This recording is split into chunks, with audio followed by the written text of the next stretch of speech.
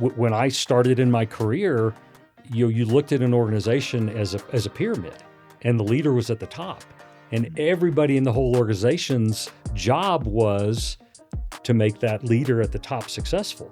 And to me, servant leadership is turning that pyramid upside down. Hey, thank you so much for joining us at the Castleview Baptist Church Podcast today. And we've got a very special guest with us this morning, Steve Peterson. He's been a church member, he and his wife Andrea, for several years now. And he was on the building team. He's on our worship team. Boy, you've kind of been a part of everything at this point. Maybe the biggest accolade, Steve, that you have recently received. You are the newly minted Castle Rock Citizen of the Year. What does that even mean? Yeah, that's a good question. I think it's a recognition of some of the things that we're able to do through our business. We own two Christian Brothers Automotives, one here in Castle Rock, one in Lone Tree. So we're able to provide a lot of service to the community. I think it's recognition of certainly the things that we do, but I think it's really a reflection on the spirit of giving that a lot of people in this community have. Yeah. So I got to ask you this before we get into the generosity and spirit of giving. Do you have a key? Is there a key to the city? Can you get me into the ice cream shops here in town late at night? What's the benefit? What do you get? No key? Probably just a lot of grief from people like you. They had a big gala, didn't they? I mean, didn't you gala? What is it? Yeah, gala. Yeah, I call it gala because I'm not sophisticated enough to say gala. I wasn't invited, so yeah, I'm not sure what they call it, but pretty big event. I think it was a black tie event, wasn't it? You had a tuxedo on that night. And it was a surprise to me. Andrea, my wife, coordinated all of this. She had some friends of ours there, 3 couples that are friends of ours were there, and then she flew our daughters in for it as well. Is that right? And so all I knew was we were going to this. It was Castle Rock Chamber of Commerce is the one that gives the award. It was their gala. I knew that we were going to the gala. I had no idea until I walked in, and I walked in and I saw these 3 couples, and they were all kind of standing in front of this area close together. I'm like, well, what are y'all doing here? And all of a sudden they separated and my 2 daughters were there. Oh, wow. And that was pretty emotional. I had no idea. Then you knew something I knew something was going on. Yes. I looked at Andrea. I'm like, what's going on? And she goes, you're just going to have to wait and see. Wow. And so at the gala, they announced a number of different awards, one of which was naming me as the Citizen of the Year, which was humbling and really neat. That is really amazing. Yeah. And I mean this, you and I give each other a hard time a lot, but you are well deserving of that. I appreciate the heart that you have. And through your organizations, you've got, of course, the 2 Christian Brothers that you and Andrea own. You really have given back. I know you've helped a number of people in our church, and you've been a blessing to our ministry and people in it. And I know that you do a lot of things in the community as well. Can you tell us a little bit about Christian Brothers? I remember driving by it years ago. It was I think it was just getting ready to open, or what year did you all start the one in Castle Rock? We opened the one here in 2014. In 14, okay. Yes. I remember driving by it. It was being built at the time. Then we got here in 2008. And I saw the name Christian Brothers, and I wondered, okay, is it, Christian Brothers? Is this a Christian organization? And there is something to that, but tell us a little bit about the background of Christian Brothers. Sure. The company was founded in Houston, Texas in 1982 by a gentleman who was not a auto repair guy.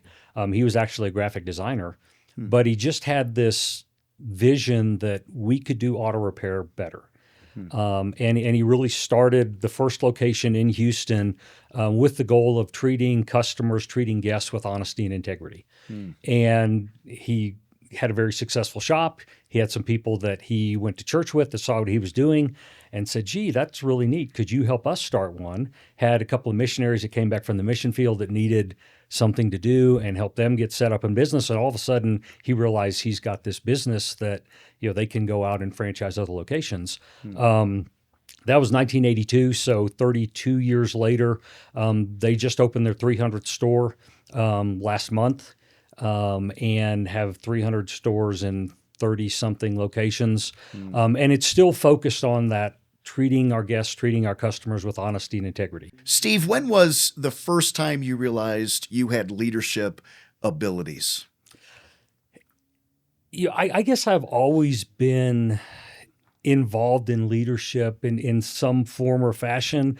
We talk a lot about, is leadership nature, is it nurture? Are you born with it or is it developed? Yeah. And to me, the answer is yes.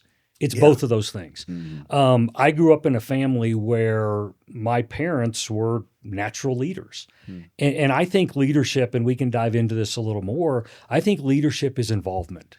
John Maxwell, who's probably one of the foremost authorities in leadership in the world, he's written over 100 books, 80-something of them on leadership. He talks about the fact that leadership is influence, nothing more, nothing less. And I think influence comes from just showing up. And so I think what I learned very early on and what I've kind of carried through my life is, it's one thing to be present. Somebody once said that 80% of success is showing up, and I think that's true. But I think the remaining 20% is where leadership comes into play. I think that showing up is good, but being engaged is really where leadership shows up. So I'll give you an example, and I'm going to do some math, and math is hard, and so we're going to try to get through this. I am part of an organization that represents businesses. And there are, let's say, 3,000 businesses that this organization represents in its market. There are about 300 of those businesses that are members. So 10% of the businesses who benefit from what this organization does are actually members, and that means they write a check and they have some commitment. So that's showing up, right? That's a success. But of those 300 that are members, there's about 30 members who are actually involved. And so they may serve on the board or they may be an ambassador or something. So 10% of the 10% are actually really involved. But then you look at that 30, what ends up being 1% of the represented businesses that are actually involved, and only about half of those, so 1/2 of 1%, are really engaged in what's going on. So what that may look like is, we go to a board meeting and we may have 20 members of the board, and 10 members of the board literally come just for the free lunch. And they don't say anything, they don't engage. And to me, that's not leadership. What leadership is the 10 members, the 1/2 of 1%, that truly participate in conversation, that get involved, that get engaged, and that shows commitment. And to me, that's really what leadership is. I don't think that an effective leader has any special skills or abilities. It's really that they just show up and that they're committed to the cause. And I think we see that in business. We certainly see that in the church too. Yeah, sure. You're kind of describing what I would use the word ownership, right? Yeah. You've got a lot of people that come in, and often it's been said 80% of the work is done by 20% of the people. And I think ownership is when somebody takes their area and says, "This is mine. I'm gonna be dependable in this place. I love what I do. I love what I get to do in this area," and they take total responsibility. How do you cultivate that with people? Right? We've got some areas in our church that we have people that have absolutely taken their space. How do you get people to buy into something like that in an organization? I think they have to be exposed to the organization, to what it stands for, and they have to identify with that purpose. So in automotive repair, our industry has a very well-deserved reputation for taking advantage of people. We recommend things, thankfully our shop doesn't, but the industry recommends things that customers don't need. And before I was in the industry, I was one of those customers. And so I would walk in with my car and you could tell me that it needed something and I wouldn't know whether that was true or not. And so I had to trust you. And so our industry in a lot of instances took advantage of that. So when we start to tell new employees, hey, we don't do that. Hey, we don't recommend things that customers don't need. We explain to them why we're recommending something, not just what we're recommending. For them, it's comforting because they don't have to compromise their integrity. They don't have to compromise their honesty anymore. But it takes them a while to really be convinced that we mean that. Yeah. And then when they start to see some of the other things that we're able to do through our businesses, outreach to the community, they really identify with what we do more than just a job. And I think that's when you really start to win. So there's a why there, Yes. right? It's not just a what, but there's a bigger mission maybe a bigger purpose that we're able to help the single mom. We're able to help this older lady, this person that may not understand the things that we do. We can help them, but we can also reach in to the community. I think that's been big with our church. We'll talk a lot of times even with nursery workers, for example, and let them know, listen, I know it feels like you're in here with maybe some screaming, crying babies, but what you're doing, the why here is you've got mom and dad, you made them feel comfortable, and they're in a service, and maybe for the very first time, they get to hear the gospel. And so what you're doing is not just babysitting children, you're actually part of the bigger mission of exposing them to the gospel here today. Yeah. And we really believe this too. Even children, they may be toddlers, maybe they're in junior church. It may be their first exposure to church. Well, let that be a good memory for them, right? Let them always remember church as, wait a minute, that was the place that teacher loved me and was engaged with me. And so I think the why would probably be a big part of cultivating ownership then. Yes. At a place like Christian Brothers or in a church. Yeah. And I think that's more important today than it's ever been before. The younger generation gets a lot of bad publicity. But one of the things that I think makes it easy to engage with, relate with, energize, build ownership with that younger generation is that sense of purpose. And so we've got some really effective, really efficient young employees in our shops. And they come because they get a paycheck, certainly, but I think they come back and their commitment is because they see a purpose beyond just that paycheck, beyond just fixing that things. Would be different from previous generations. Yes. We used to be a little more duty bound. This is what I do. I show up, I get a paycheck, I fulfill my responsibilities. I think that is one of the characteristics of a younger generation. I want to know that I make a difference. Yeah. I want to know that what I do has value. Yes. And for me, it's easy, right? I'm in a church. And so I feel like we've got eternal value. So it's not a hard sell for me with our staff. It's not a hard sell for workers or volunteers. How as a leader do you instill value? What do you highlight to somebody in the automotive industry? For me, it's like, hey, this is all about Jesus. Yeah. This is great. But you're in a different organization. Sure. So even in the interview process, before we hire somebody, we talk about some of the service things that we do. Part of that is we're looking for a commitment from them for their time, because we ask our employees to give one Saturday a quarter, a calendar quarter, so 4 Saturdays a year, for some kind of service project that is unpaid. And so we talk about that before we even hire somebody.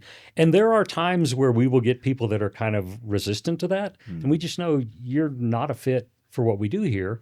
And then when we get them in and they experience that first or maybe that second service opportunity, and they start to really get excited about it. Yeah. And then they start to tell the next hire about it. And it really becomes kind of a self-perpetuating almost desire of our people to, hey, what are we doing next? What's the next service opportunity we get to do? Everybody's got something in them that wants to give back, right? I mean, there's something that says, I want to be a part of a mission that is bigger than myself. Yeah. And even in the automotive industry, that can be true. What are you looking for? We've got some that might be listening to this right now, maybe some younger people. What do you look for when you're hiring? You mentioned the hiring process a minute ago. Are there characteristics you'd say, well, this is what I want to see, and are there things that would be red flags? I would say generally, we like to talk about the fact that we hire for attitude, we train for aptitude. We can't teach anybody in our shop to do their job. Sometimes that's a very long investment. We have a young man that's been with us now for over 5 years who started as an intern, became an apprentice, and is now our most productive technician in our Castle Rock shop. He didn't know, Texas term, come here from Sikkim, when we hired him as a technician. And so he was learning those skills, but he had a good attitude and he was able to show up for work and he worked hard. And those are the things you can't teach. And so I would say that the first thing that we look for in an interview process is just the attitude. How do you get along with It's not just interviewing with me, it's interviewing with one of my managers. How do you get along with them? How are your interpersonal skills? I like to talk about their discipline as well. I like to talk about their competitiveness because I want people that are competitive.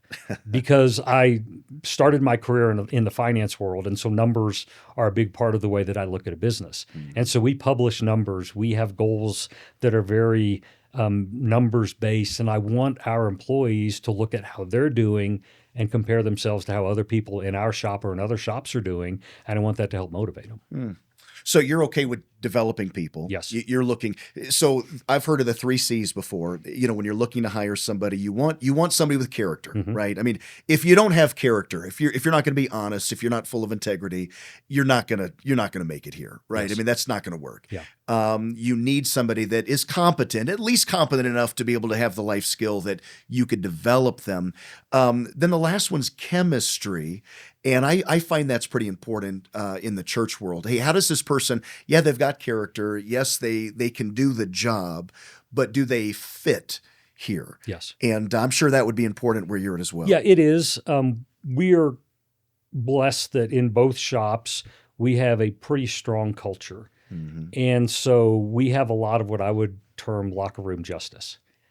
We have technicians. They police themselves. Yes. We have technicians that are coming up to technicians saying, hey, we don't do that here. Yes. Hey, we don't say that here. Hey, we don't use those words here. And so it really makes my job a lot easier because I have advocates, if you will. I have leaders in my shop that have bought into that ideal and are now propagating it on to the new people. Yeah. And so I have to parent less than I used to because I've got other people that have now bought what we stand for. Yeah, I think that's the strongest is when your culture is built to such a degree that they're policing themselves. Yes. That's powerful. Yeah. When another coworker comes alongside and says, "Hey, we don't do that here." What are some red flags? If those are the things you can, attitude is number one. Then, what is something that you see that you go, you know what, this is a no-go for us? Yeah. The biggest no-go, and this isn't necessarily leadership, this may be something for somebody new and young in their career, somebody that's going to hopscotch from job to job every 6 months or a year, we don't even talk to that person because I don't want to be the next 6-month stop in their career journey. Yeah. Somebody that's overly fixated on money. I talked to a gentleman not too long ago, and the first question he asked was the money, and I'm like, this isn't going to work. We pay our people well. We pay our people at or above the market. But if that's your number one goal, it's not going to be very long before somebody dangles a little more money in front of you and you move on to the next opportunity. Yeah. And so I would say those are the 2 red flags, a hopscotch career and somebody that's overly fixated on the money side of things. Money will come. Sure. Money comes with success. And like I said, we pay our people well. But that can't be your number one motivator. Sure. So you do your best to hire well on the front side. You get the right people on board. And invariably, though, at some point, there's got to be some hard conversations, yes. Right? At some point, and that's part of the leadership process, right? You want to be nice. I'm a people pleaser. I want everyone to like me, but at the same time, hey, we've got a standard here. We've got to make sure things are done the right way. And there are times you've got to sit down with somebody and have a challenging conversation. What advice do you have maybe for leaders that are watching that have people, employees? What do you like to do in those conversations? How do you frame those conversations? What's some advice about having a difficult conversation with somebody and helping them to get to a place of change? Sure. I would say 3 things that come to mind. First of all, and call it a criticism sandwich. It's here's something you do well, here's something you need to work on, here's something you do well. That way they don't walk away just feeling like they got beat up. And Dave Ramsey is the one that I learned that from. He calls it the criticism sandwich, right? You're going to make your point, but you want to surround it with some things that build them up as well. I would say when you're making that point, you have to be very clear and specific about where the underperformance is and what the expectations are. I'm a people pleaser too. And I like to kind of say, well, you could maybe do this a little better. But if you don't define what a little better is, you're sitting there thinking, I need this. Yes. And they're thinking this is acceptable. Yes. And all of a sudden now you have to have another conversation. The third thing that I would say, and this is something that we talk a lot about with our leaders, is we never want somebody to be disappointed or surprised when we let them go. And so progressive discipline is important for us. Yeah. I've had instances before where as we have these conversations, I've had somebody come to me and say, hey, I'm not going to be able to meet this standard, so I need to go. And I haven't even had to fire them. They've quit before we've had to get there, but they knew what was coming because they knew what the expectations were, and they either couldn't or weren't willing to meet those expectations. Yeah. I think I'm such a people pleaser at times. I think earlier in my ministry, there were times that I sat down to have a difficult conversation with somebody, and I think they probably left not even knowing that I was getting after them. Yeah. Yes. Which wasn't good. Yeah. It was certainly the criticism sandwich, but I never got to, hey, this is the root of the issue here. This is the problem. Yeah. And I feel like clarity is kindness. If you don't know what you're missing, if you don't know where you're lacking, well, I'm not being loving or kind to you Right. by not just coming right out and saying, hey, listen, these are the marks that you're not making right now. And and by the way, you don't have to be yelling. That's not loving either. That's not kind either.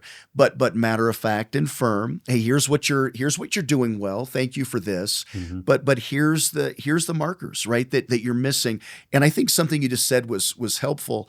You've got to give them some specifics. Yes. At some point. Yes. This is what you're not doing. This is what you are doing. Yes. Yeah. The other thing that I would say is if it's a really hard conversation, up to and including a termination, I never have those conversations alone.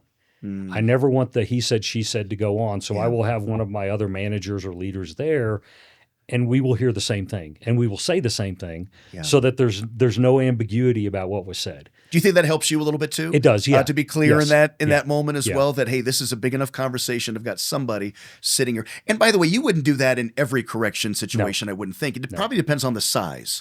It depends on the size. Is this a big deal or a small And it issue? depends on the level of the leader. I rarely have to have these conversations anymore because I've got very strong leaders at both of our shops. And so I largely rely on them. I like to tell we have a general manager at each shop. I like to tell my general managers, look, somebody's got to be good cop, somebody's got to be bad cop. I don't want to be bad cop, so you get to do that. I get to be good cop. Yeah. And so I get to be the guy that walks through the shop and shakes hand and kisses babies and is the positive generally. But we also have a guideline, and my managers know it, that if I'm involved in a conversation, it's probably the last conversation we're going to have with that person. And I think everybody pretty much knows that. It's escalated at that point. Yes. Let me ask a little bit of advice on somebody receiving this correction, right? I mean, there's some listeners that maybe they've got but we all have somebody, right, that is over us that might sit down and have a conversation with us over some issue. How do you receive correction well? What I mean by that, even from a body language standpoint, if you're being corrected, what do you like to see from your employees as you're correcting them? I don't want this. I don't want the closed off. Yeah. I want openness. I want, some recognition, whether it's a head nod. You can tell whether somebody is buying what you're selling or closed off to what you're selling. So a lot of times I will find it's important to follow up on that conversation as well. Yeah. Hey, Tate, we had this conversation. I want to make sure that we're clear because the emotion of the moment, it's hard to hear the words when you're in the emotion of being reprimanded or corrected or course corrected. And so, following up and having a follow-up conversation where you reinforce that, I think is important. So I've had conversations like this with staff. This is years ago, and they just kind of there's nothing on their face, and they don't nod, they don't respond, and I'm just thinking, do they hear? anything that I'm saying. And I remember going to my boys, they were young at the time, and I'd say, okay, boys, when somebody is correcting you or talking with you, nod your head, repeat, what you're hearing, talk to them. At the end of it, maybe synopsize and say, okay, so what I'm hearing is, and a lot of people just, they don't know how to respond. And isn't it interesting? I've had a lot of conversations with people. I've had times where I've had almost back-to-back conversations with a couple different people over basically the same issue. And in one of the conversations, they're nodding, they're with me, they're affirming a little bit. Yes, I see that. Almost like, hey, please pour into me. I want this. This is good. Help me. And you have so much freedom and liberty to be able to pour into that person. And then you go to the next conversation and think, okay, well, this is going to be easy. I just had this great conversation. It flowed really well. And they're shut off and they've got their arms folded. They don't give you any facial recognition or response. And it's like there's a wall there. Yeah. And that conversation's much shorter. And at the end of it, what I feel in my spirit is, okay, that second person isn't going to be helped. They've hurt themselves because they're not allowing themselves to be helped in this moment. Sure. Having been in that, obviously in the receiving end of that situation before, I remember there are times where, hey, Steve, we need to have a talk. And what's going through my mind is I've got a mortgage to pay. I've got 2 kids in private school. I've got a wife. And immediately you run to the worst possible scenario. And it's not that. It's just, no, this is something that you need to do better. So the other thing that I find that is helpful is to write it down and give them something written to walk away from. This is where your performance is. This is where we need it to be. And maybe even, here are some suggestions for how you can improve, or I want you to take this and look at it, and then let's get together tomorrow and let's talk about an action plan for how you get better. Yeah. Because I think when you talk about underperformance, let's say, just talking about the underperformance isn't enough. There needs to be a plan of action for how we're going to get better. Yes. Because if you and I agree that I'm underperforming, but we have an action plan that is going to get me to the level of performance that's expected, and I follow that plan, then we all feel good about the journey that we're on. Yeah. But if we have this plan of action, and maybe something as easy as, hey, Steve, you need to show up for work on time. You're 15 to 20 minutes late every day, and we can't have that. And the first day after we have this conversation, I'm 30 minutes late. We've got a problem. Yeah. You just said something that I think is very valuable, though, for leaders. It's not enough just to correct the behavior or just to give the negative side, this is wrong. I think part of that leadership really is, okay, now here's how we're going to fix that. Here's some resources. Here's a book. You're a big book guy. I'm a big book guy. I usually have a book to, hey, read this. This will help you. But let's get back together again in 2 weeks and let's talk about the progress. Yes. And let's review. And I'll let you know where I'm seeing the good and how you're changing it, or I'll let you know where I'm not seeing it and it still needs to happen, or you're not getting this. And then you can also tell me what you're learning through this as well. Do you have annual reviews at all? Or I do. You do? Yeah, we do annual reviews with every employee. We talk about what are the things that went well, what are the things that didn't go well. And this is a two-way conversation. So they have feedback for us on, hey, as a business, we could do this better. Yes. And there have been some things that have come out of those conversations that have really helped us move the business forward. And then we talk about goals for next year. Their performance goals, one of the big things that I like to focus on is development goals, because in our industry, technology changes so fast. 20 years ago when I was working on cars, they were largely a mechanical thing. Now it's a computer on wheels. And so if our technicians aren't constantly learning, they become dinosaurs in 3 to 5 years. And so we have to constantly be developing them and sending them to training. And so we talk about, hey, what are your training goals next year? What are the things that you feel like you're weaker on that you need to improve on? And let's come up with a game plan for doing that. So we certainly talk about the historic performance, but we very quickly try to segue that into, okay, now here's where we're going moving forward. Sure. That's good.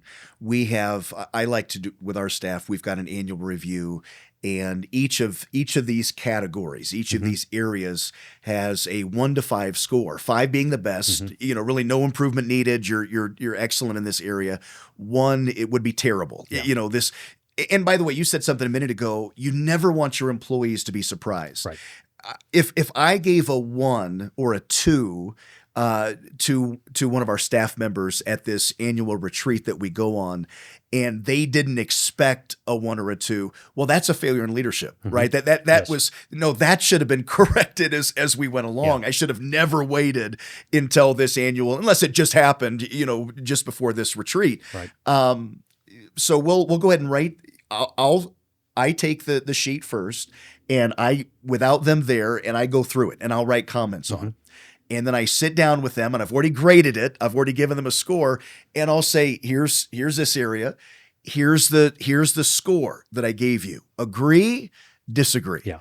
And I don't know that I've ever had anyone disagree, but it does give us some conversation. And then I'm able to say, okay, and I write some notes in there. Here's some examples of that. Here's some illustration of that. Here's ways you can make this better. And then the next time we come together, I'm able to look at that again and say, okay, here we are again on this issue. Last year, you had a 3 in this area. Hey, listen, this year you're a 4. Right. And well done. Good job. Yes. Hey, you know what? I gave you a 3 again. And this isn't acceptable to stay in the same place, because you want to develop these employees that you have, for sure. We do something similar in that we have these categories. We do rankings. We ask the employee to rank themselves as well. And then we have that similar conversation. Okay, we gave you a 4. I gave myself typically as I gave myself a 4. There have been instances where we gave you a 2. Well, I gave myself a 5. And then that's an interesting conversation of, well, here's why we gave you a 2. Why did you give yourself a 5? And we have walked away from some of these conversations saying, man, there is no self-awareness of this person. And that's a problem. I'm glad you just said that. I didn't have this question written down, but I want to talk about that for just a minute. I think a lack of self-awareness is one of the biggest problems with a lot of people today. If you don't have self-awareness, you see yourself in a way that nobody else sees. Have you ever talked to people like that? Yes. That you're talking with them, and they just talk about themselves in a way that you go, you're the only person that would see yourself that way. Nobody else thinks of you in that way. You have no self-awareness. I feel like you're a very self-aware person. I think you know who you are. You know what you believe. You know your strengths and weaknesses. How have you cultivated self-awareness? How would an employee cultivate self-awareness? I think it's experience and being realistic about your successes and your failures. We all have failures in life. Do you learn from those failures, or do you create an excuse that just causes you to move on? So yeah, self-awareness. Hey, I've messed some things up. I've been fired before, and you either ignore those things and again make excuses and always blame somebody else, or you look for the lessons in those opportunities that allow you to get better going forward. Okay, so that's probably part of the key of that whole thing. You can make excuses. And by the way, if you make excuses, you're not going to grow, right? It's somebody else's fault. I had a bad boss. I've had a few bad bosses. They don't understand me. Every boss has been a bad boss. Everyone's been not me. It's not me. Right. And I've said this at church before. Every person needs to have somebody in your life that loves you, but is not impressed by you. Yes. And what I mean by that is they're willing to speak into your life, and you're willing to listen to what they have to say. We both have wives, right? Yes. Andrea, isn't vicious in that, but she is less impressed with me than most of the days I am of myself. Yes. And that's good. Yeah, we do need that. I think in society today, we have become a victim society. It's always somebody else's fault. And nobody owns any of their own stuff because they can always blame the bad stuff on somebody else.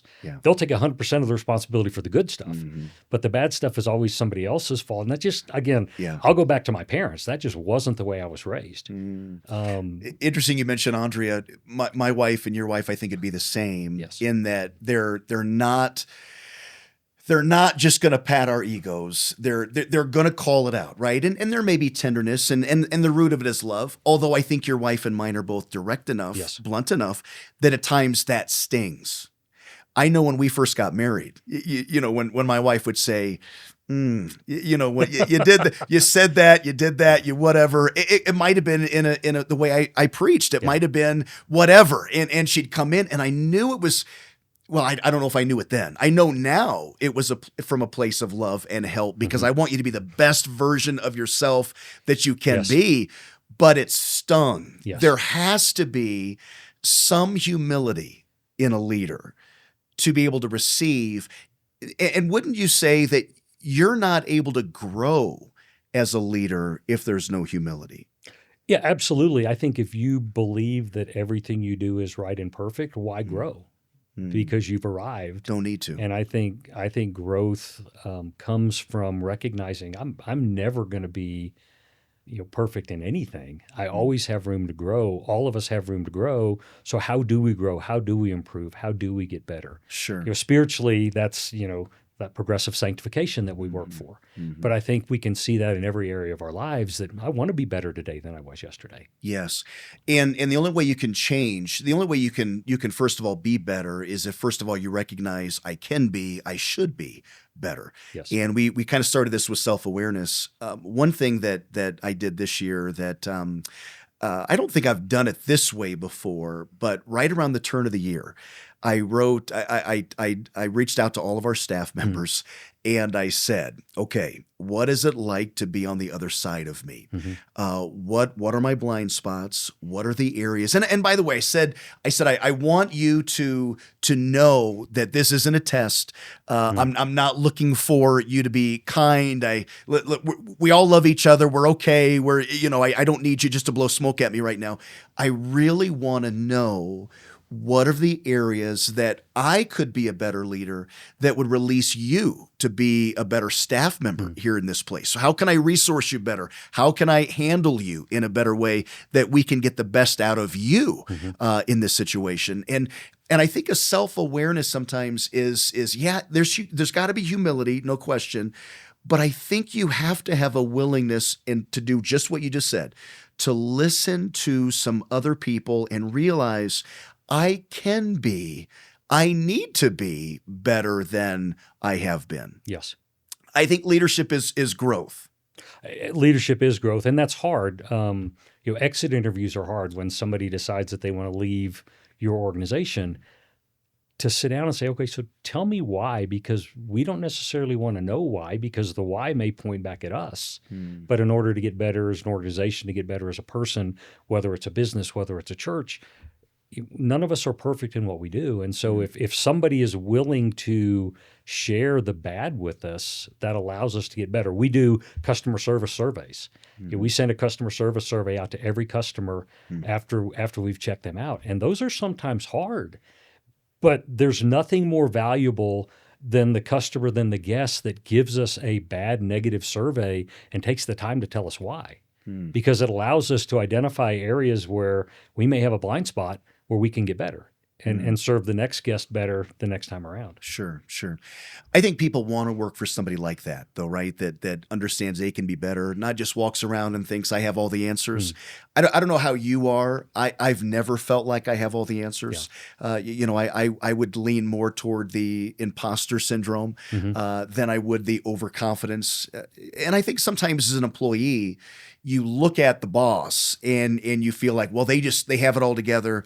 They know everything. And I think leadership is understanding I don't know everything, but I want to learn. I want to grow. Wouldn't you agree? I think that the best leaders are growing leaders. I know that when I'm growing, typically I'm able to, out of the overflow of my cup and my learning, I'm able to invest that into other people too. You are a big discipline guy. You're a big reader. You're a growing leader. Would you say that has been true in your experience? Yes. I think an effective leader, a good leader, is a leader that asks a lot of questions. We'll take the business that I'm in, auto repair. Most days I'm lucky that I can go put the key in the car and start it. I don't know a lot about cars. I don't know a lot about the technical side of cars. And so I have to ask a lot of questions because I've been in this industry a little more than 10 years. I've got a lot of guys in our shops. We've got a lot of people in our shops that have been in the industry for longer than that. We've got guys that have forgotten more about cars than I will ever know. And so the worst thing that I can do is think that I have all the answers. I really need to ask the questions. Now, ultimately, the responsibility rests with me to make a decision. But if you educate yourself on whatever the issue may be, whether it's, the details of, hey, how come we can't get this car fixed? Or, what happened with this guest that they had a bad experience, or we're going to, pursue a new line of business. If you ask enough questions, educate yourself, and then make an informed decision, you generally make the right decision. But asking questions is not a sign of weakness. Like asking questions allows your team to have that ownership. We talked about ownership, when we started this conversation. If your team has ownership, then they have a lot more commitment to what you're doing. And that's something that we wrestle a lot. Andrea and I have this conversation a lot about our businesses. She's like, why are you going in on Saturday to do that? And it's like, well, because nobody cares like the owner cares. Yeah. Nobody cares like the senior pastor cares. And so there are certain things that if you want them done, you're just going to have to do them yourself. But the more you can engage your team in decisions, conversations, the more ownership they have and the closer they get to having that same mindset that you do. So okay, so you're the leader. You've got to have all the answers, right? I mean, Absolutely not. how do you involve them in the decision-making process? Because you're right. They take a greater ownership role if they're part of it, right? Sure. As opposed to, okay, here's your tasks, check off these boxes. No, you're empowered to be able to be a part of this process. How do you do that? I think it's just including them in the conversation to the decision. And so I try to have conversations with my managers, but with other people in the shop too. Hey, I'm thinking about this. What do you think? What have you seen? What's worked other places that you've been? Are you really asking them that? Yes. Or are you just asking them that for them to feel like you're asking them that? And you're really going to give them the answer in the end of this whole thing. It's just you want to keep them feeling like they're part of it. I hope that I'm really asking them that. Yeah. And oftentimes the conversation will be, hey, Tate, I'm thinking that we need to do this. What do you think about that? Yeah. And oftentimes, again, I've got managers, I've got folks in the shops that have been in this business longer than I have, and they'll say, well, we tried this somewhere else, and here's where it failed. People in your organization have more to give than we oftentimes give them credit for. Yes. They've got experiences that we have. When we went to 2 services in November of 22 for the first time, I asked that question a lot. Hey, what do you think about? Look around. We're full. What do you think about going to 2 services? And it was really interesting to hear from people that had been at churches that had been in 2 services. Here are the things to look out for. Here are the things that were really good. Here are the things that, and so I do think there's something really important in a leader being truly inquisitive. Now this does take humility because you might actually do something different than you thought you were going to do right away, right? If somebody, they've got some input, you might actually say, you know what? I hadn't considered that. Have you ever gotten to that place before? Yes. And I also have a group of, one of the beautiful things about being part of the Christian Brothers family is there's 250 owners in this family. And I've got probably a dozen owners that I talk to on a regular basis. And it is a lot of those conversations of, I'm thinking about this. What do you think? Hey, what are you doing that's making your business more successful? A couple of weeks ago, I had a friend of mine who owned a couple of shops in Houston who is out of the brand now. You played golf with him. And he's came up and spent a couple of days. I said, just come and be in our businesses and tell me what you're seeing. And I picked his brain about a lot of the things that I was thinking, some of the challenges that we were having. And I think at the end of that 2 days, I was better equipped for success with our businesses than I was before he came. We had a couple of ours, that's a friend of ours from Houston, and they own 2 stores down there. They were here this past weekend. And he gave me a tip on something that he did. And I started it yesterday with my manager's like, hey, he has his managers every morning send him just a quick text of, here's what we're going to focus on today. Yeah. And I told my guys yesterday, man, I saw this and I really love this. I want you to start doing that. And I get these texts from my managers like, man, this is fantastic. Yeah. Because now I know it's back to that ownership thing. Mm-hmm. Now I know they're thinking a little more like an owner because they're walking into their day with a plan as opposed to walking into their day and letting their day manage them. Yeah. You're leading them, you're teaching them even in the terminology just used. Hey, I just saw this. Hey, I just learned this. Hey, somebody just told me about this. I think when you see the leader growing, it gives you permission that, okay, I should be growing too, right? Yes. Yeah. I should be listening to others too. And I think you're modeling what you want to see in your employees. Yeah. And that was Jesus, right? His whole leadership premise was a servant model. The Bible says in Mark 10 and 45, he came not to be ministered unto, but to minister. Here's the leader that comes in. I mean, here's the Messiah. He's going to come and give his life, though, for us, right? He came to serve in the upper room. He gets up and he kneels before those disciples and he washes their feet. Talk about being a servant leader. What does that look like in an organization like Christian Brothers? Yeah. And servant leadership is hard because our ego does not want to be a servant leader. Our ego wants to be served. Yeah. And so when I started in my career, you looked at an organization as a pyramid and the leader was at the top and everybody in the whole organization's job was to make that leader at the top successful. And to me, servant leadership is turning that pyramid upside down. And the higher you are in the leadership realm, the more you are responsible for the success of your organization. And so we talk about that in our shops, the whole concept of servant leadership. I'm taking my managers right now through a book called The Servant Leader by Ken Blanchard. And it talks about that, and it talks about, Jesus watching the disciples' feet and the fact that your job as a leader is to make sure everybody who works under you is successful. And, it's not about my success. It's about everybody else's success. And I need to do everything I can to make everybody else successful. And then when they have success, I will have success. Are there specific ways that you can be a servant leader? How do you set that tone? Because you want your managers to be setting that tone with the rest of the employees, the mechanics or whoever's there at the shop. How do you set that tone? So some tactics. I try to every day when I'm in the shop make sure that I am present in the shop. I walk the shop. I talk to everybody.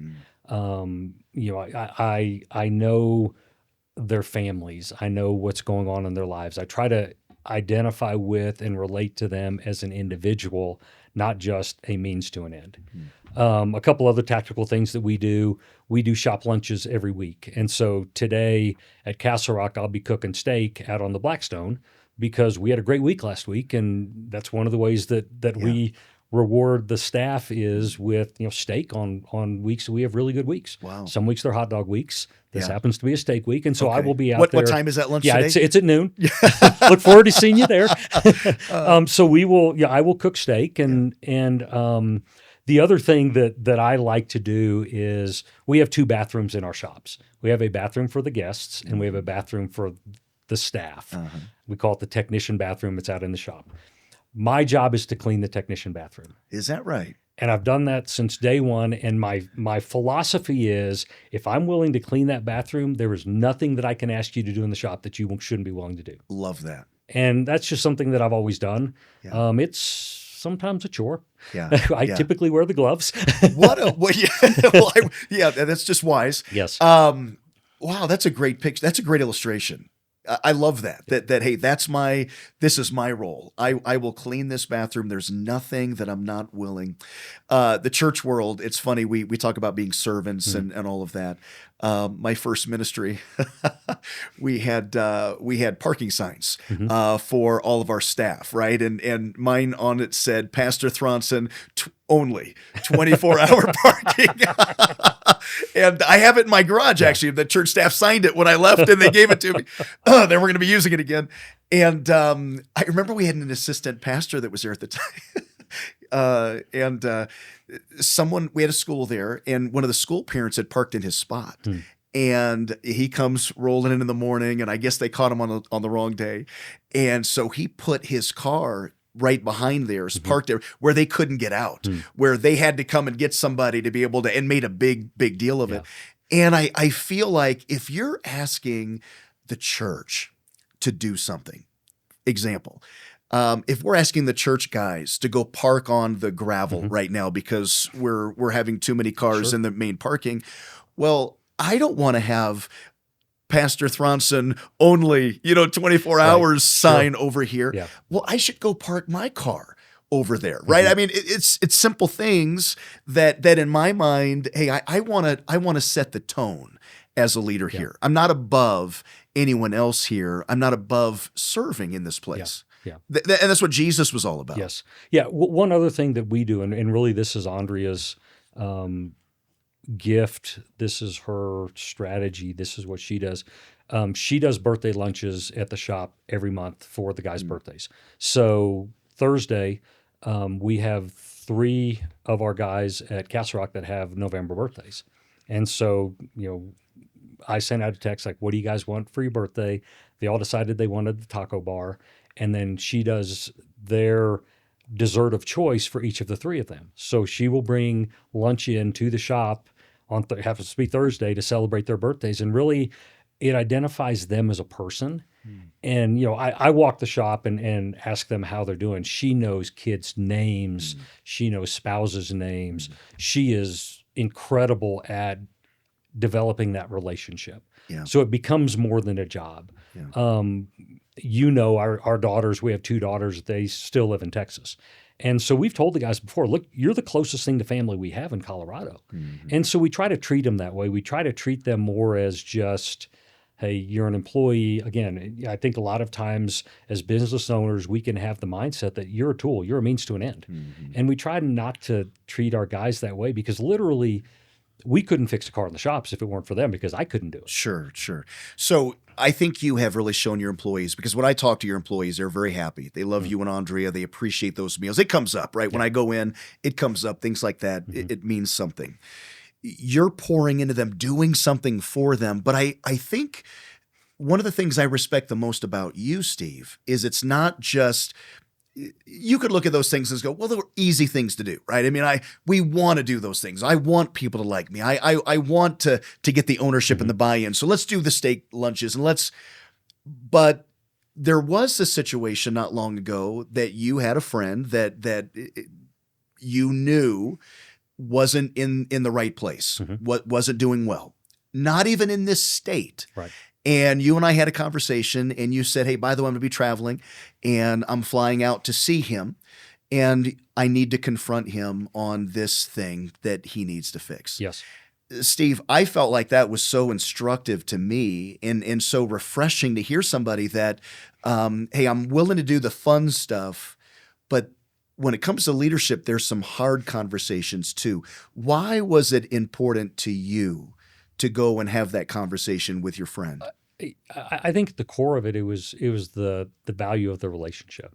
He was making bad decisions. And I think in Matthew 18, we're commanded that we need to do that, to call somebody on their sin. And I felt the obligation to do that because of the relationship that we had. I don't feel like I can just be a friend in the good times.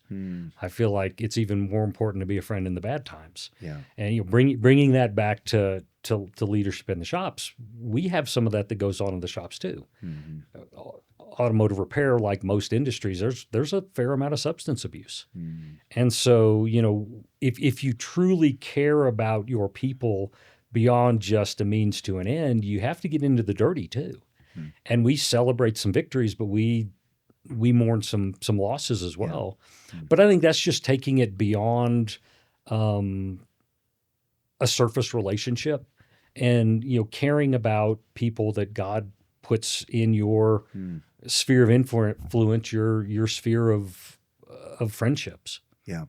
Well, I thought that was very instructive that okay, I'm responsible, right, for Hmm. this person. If I call myself a friend to this individual, faithful are the wounds Sure. of a friend. I need to be the one that comes into his life. I'll do that with those in my shop. I'll do that with those within my sphere of influence here, but I'm also willing to do that to somebody, and I'll even on my own dime fly to another Hmm. state and have a very difficult conversation with somebody because I know they need it, and I love them enough to have that conversation Yes. with them. And I appreciate that Hmm. about you. You've always been a very strong, decisive leader in my estimation. You were on the building team, and you've always been very good about, hey, this is how I see it, and you're willing to speak up, but you're also willing to listen. Hmm. And I think not enough young leaders listen. Not enough people coming up listen. When I traveled for Pensacola Christian years ago, I'd meet with pastors on a daily basis, just about, and I always tried to ask questions. And one thing I've seen in younger leaders coming up through the ranks right now is I don't hear a lot of Yeah. questions. Um, I feel like that's a mistake. Yes. So Andrea and I have the opportunity to coach new Christian Brothers franchisees. And typically the way it looks is they'll come and they'll spend 2 weeks in our shop. And then the first week that they're open, I will go out and spend in their shop just to be there for them if anything unexpected comes up. And there have been a couple of instances where the new franchisee is left and somebody from the home office will call, hey, what'd you think about so-and-so? And the comment that I've made is, it was interesting, but the only time he asked me a question is when he wanted to give me the answer. And it's not that I have all the answers, Yeah, but I right, have right. been in this business for Sure. quite a while. Yeah, And yeah. we've been blessed to have some success. And Yes. for somebody to walk in and to your point, not to really ask any questions, it was Yeah, yeah, it didn't matter to me. yeah, yeah, I mean, it was their success or their yeah. failure. And if they didn't want to get the most out of their time, that was fine. But it was just kind of odd. To me, that's part of leadership is learning, and you can learn something from any person, Absolutely. right? Everyone has something. If there was you got your start in banking, you're a strong leader.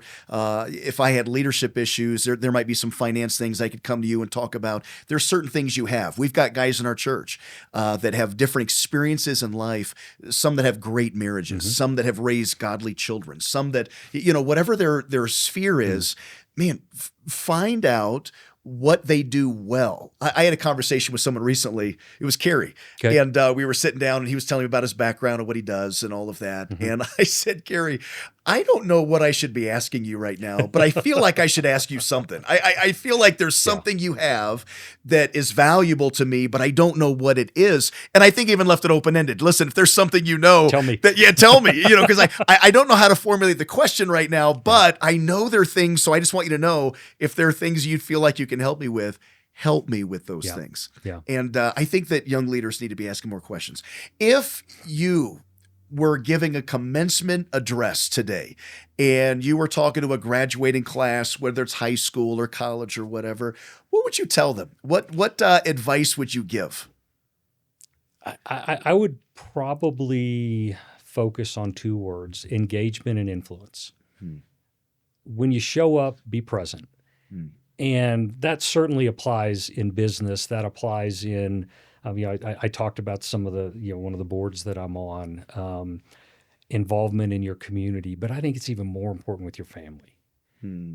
Be present with your kids. I worked a lot when I was younger. Yeah. And there were times where if I was present, I wasn't really present. Yeah. I remember times coming home from work, on a Friday evening in particular, and we would sit there as a family and watch television. I wasn't there. I was still back at the office, or I had just checked out. And so you miss a lot not being present. And so being present, being engaged, I think is important. Yeah. And then just having influence. We all have influence. We can talk some more about leadership. I think, everybody is called to be a leader. In Matthew 5, when God calls us to be salt and light, he's talking about influence. Leaders have influence. That's what leadership is. And so, have an influence wherever God puts you. If you're a mom at home, you still have influence. I read a quote earlier this week. The hand that rocks the cradle is the hand that rules the Rules the world. world, yeah. And so I think so many times we think, well, I don't have the position to have influence. Yeah. And I remember early in my career, well, I'm just a financial analyst, so I don't really have influence, but just wait until I have the position. Then I'm going to have influence. Well, no, you need to have influence where you are. It's the parable of the talents. To whom much is given, much is expected. But to whom little is given and they do a lot, then they get more. And I think just having influence wherever you are, wherever God puts you, and part of that comes from just doing the best that you can do wherever you are, and that creates influence in our world, in our society. When you see people that truly have a drive for excellence, a drive to do their best, the sky's the limit with those people. So 2 words, influence is one of them. Yes. And I think every person has, you just said it, a mom has influence, a dad has influence, right? You had those 2 girls that grew up in your house. And if there's one relationship outside of obviously your spiritual walk with God and your marriage that's so important to you, how did I steward that relationship? Debbie and I are blessed. We've got a great relationship with our boys. Talked to Chase this morning, called right away. We spent a couple days with Caden earlier in the week, and we're thankful for that. But I love what Tony Evans said about when the Jews sat down at the table and they ate. He said it was about so much more than eating, right? It wasn't about eating. That was what we did. That's what they did at the table. They ate, but it was so much more than that. It was correction time. It was talking time. It was instruction time. It was fellowship time. There was so much that happened around that table, and I think we're missing that a little bit. Tony Evans said that at the end of his kids being in the home, he looks back at it now, and he said in his book, he said, we did that. We kind of had that same Jewish table mindset where we fellowshipped and we corrected and we comforted and we talked and we instructed and all of that. He said, we did. I'm not saying we didn't. He said, we did do that. He said in this book, but if I had to do it all over again, I would do it twice as much.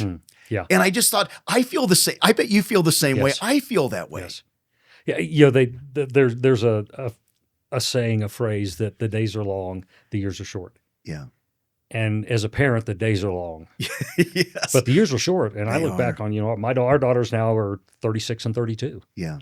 And I'll never get those years back. Yeah. And at the end of your life, if you were to die tomorrow, Steve, your shop would, they may shed a tear or two. They'd say some nice things about you.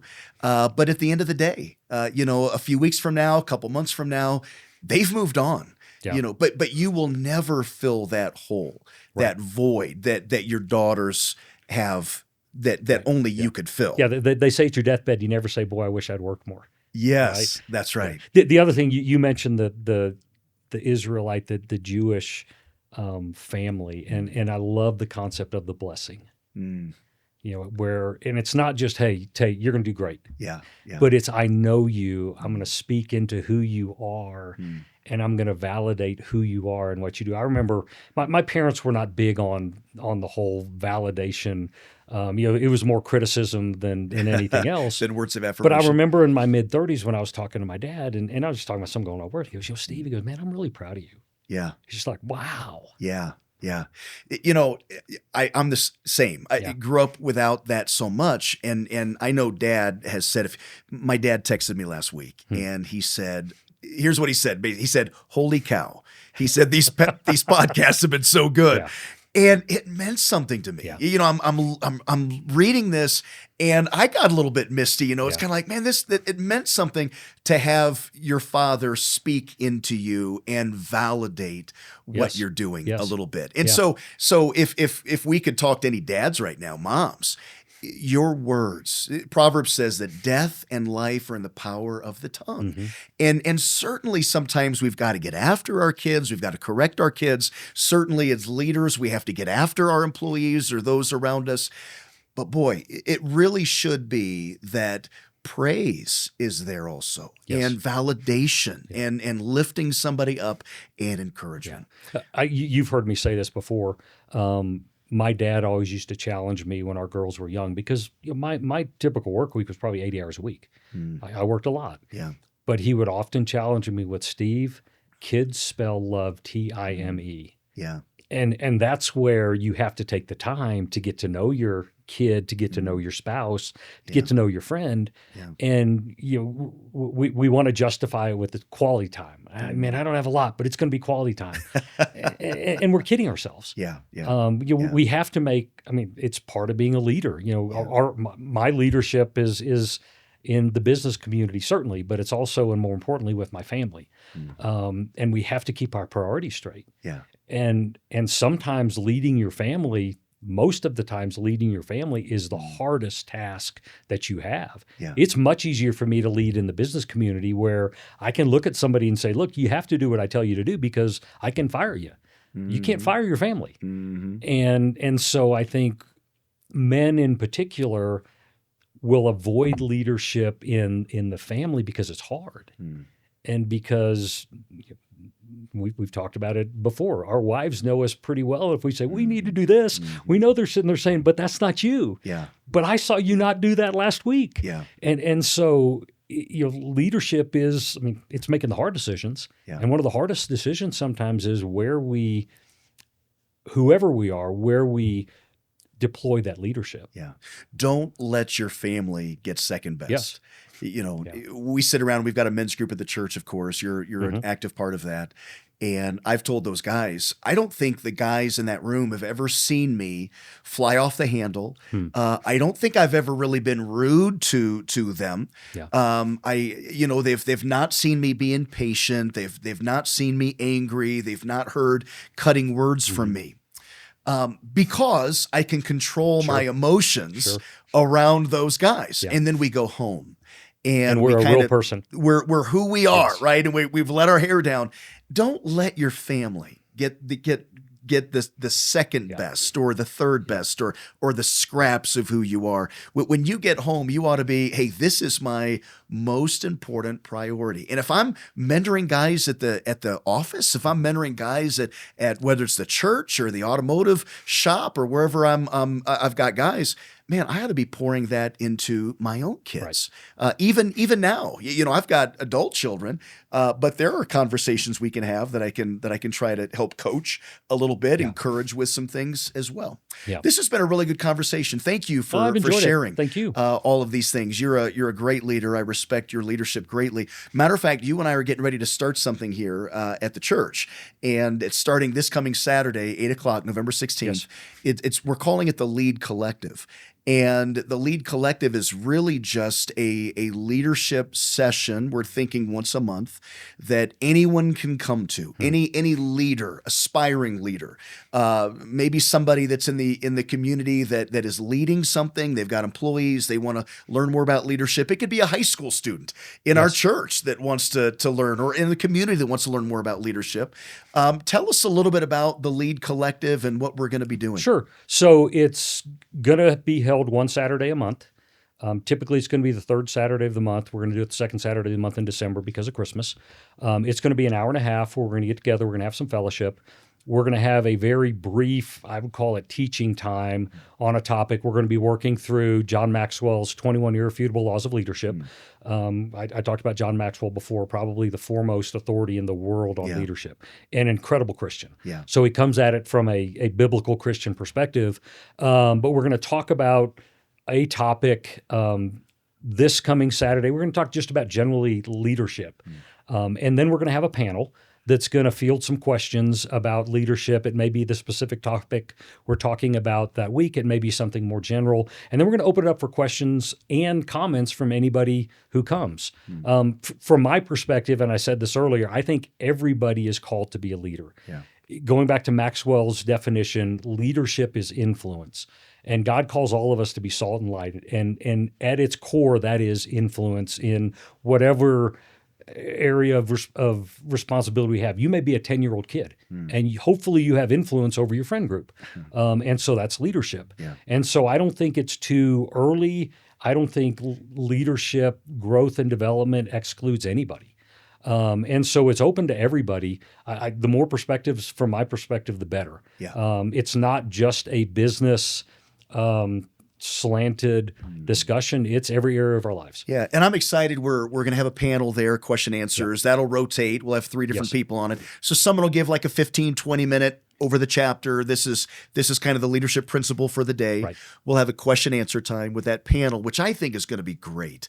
We've got some great leaders in our church. We've got some great leaders in the community. We're talking about getting the mayor out. Yeah. He's been at a couple of services. We'd like to have him out even one day to be able to address the group. And I appreciate you helping put that together and be a part of it. And thank you for leading in our church. I know you're on the worship team, which I never thought I'd have seen Steve Peterson on the worship team. Thank you for singing on the worship team. Thank you for the building committee work that you did. And just thank you for being that positive influence in our community, and then more specifically even in our church. So thanks for taking just a minute and having this conversation with me You're today. welcome. And church, thank you so much for watching again this podcast. Listen, if you at all are interested in learning more about leadership, and I just really believe that all of us ought to be, this coming Saturday, it's in the Keystone Room, 8 o'clock. We'll have pastries and coffee there as well.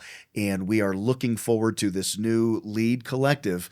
And so come out, enjoy that with us. We're going to be going over the 21 irrefutable laws of leadership. This week's just kind of an introductory, so you don't even need to have read anything this week. But just come and meet us this week at 8 a.m. there at the church. Hey, thanks for listening again, and we will see you next time.